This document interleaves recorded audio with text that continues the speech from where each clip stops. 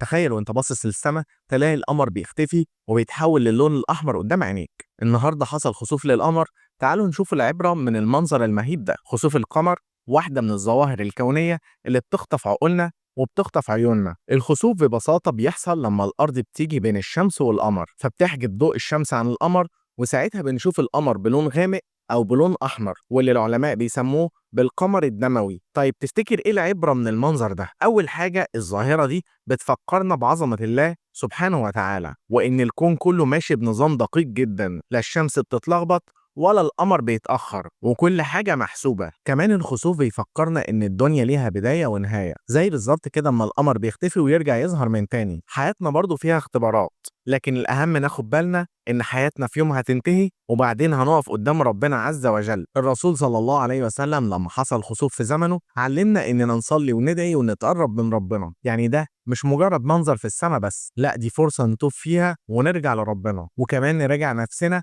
ونفتكر إننا ضعاف قدام قوة الخالق. الخسوف درس بيقول لنا ما تنشغلش بالمظاهر وتنسى الأصل، ما تنشغلش بالدنيا وتنسى الآخرة، وربنا عز وجل بيدينا إشارات علشان نفوق ونستعد.